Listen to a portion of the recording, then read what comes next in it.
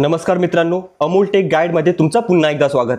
आपण काही दिवसांपूर्वी ज्येष्ठ नागरिक कार्ड 2026 ऑनलाईन कसे काढायचे याचा व्हिडिओ बनवला होता आणि त्याला तुम्ही खूप छान प्रतिसाद दिलात। त्या व्हिडिओवर तुमच्या खूप कमेंट आल्या, ज्यामध्ये अनेकांना अर्ज करताना काही अडचणी येत आहेत किंवा काही शंका आहेत। आजच्या या व्हिडिओमध्ये आपण तुमच्या त्याच महत्त्वाच्या प्रश्नांची उत्तरे देणार आहोत, मग तो एसटी बसमधील सवलतीचा प्रश्न असो किंवा अर्ज पेंडिंग राहण्याचा।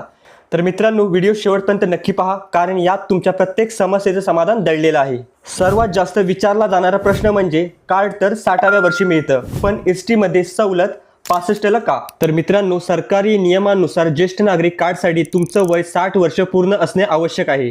या कार्डमुळे तुम्हाला बँकेत जादा व्याजदर किंवा इतर सरकारी सवलती मिळतात, परंतु महाराष्ट्र राज्य परिवहन मंडळाच्या नियमानुसार अर्ध्या तिकिटाची सवलत ही फक्त 65 वर्ष पूर्ण झाल्यावरच मिळते।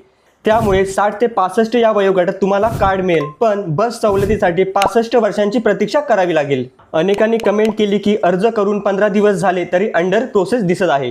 याचं मुख्य कारण म्हणजे तुमच्या अर्जाची पडताळणी स्थानिक तहसील कार्यालयातून केली जाते। जर कागदपत्रे अपुरी असतील किंवा तिथे अर्जाची संख्या जास्त असेल तर वेळ लागू शकतो। जर महिना उलटला तरी काहीच अपडेट नसेल तर एकदा तुमच्या जवळच्या सेतू केंद्रात किंवा तहसील कार्यालयात जाऊन चौकशी करा। तिथे तुमचा ॲप्लिकेशन ID दाखवा आणि तुमच्या अर्जाची सद्यस्थिती चेक करा। त्यानंतर पुढे अर्ज रिजेक्ट झाला तर काय करावे? तुमचा अर्ज रिजेक्ट झाला असेल तर लॉग इन करून रिमार्क चेक करा।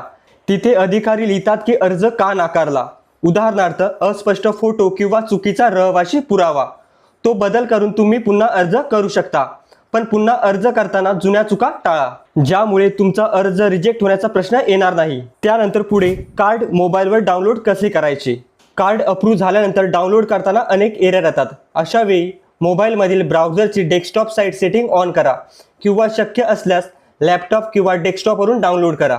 डाउनलोड झालेली फाईल ही PDF फॉर्मॅटमध्ये असेल, त्याची तुम्ही प्रिंट काढून त्याला लॅमिनेशन करू शकता। तर मित्रांनो, ही होती तुमच्या प्रश्नांची काही महत्त्वाची उत्तरे। मला आशा आहे की या माहितीमुळे तुमच्या शंका दूर झाल्या असतील। जर तुमचा अजूनही काही वेगळा प्रश्न असेल तर खाली कमेंटमध्ये नक्की विचारा, मी त्याला उत्तर देण्याचा नक्की प्रयत्न करेन। माहिती आवडली असेल तर व्हिडिओला लाईक करा आणि आपल्या ज्येष्ठ नागरिक मित्रांना हा व्हिडिओ शेअर करायला विसरू नका। आणि अशाच माहितीपूर्ण व्हिडिओसाठी अमूल टेक गाईडला सबस्क्राईब नक्की करा। धन्यवाद।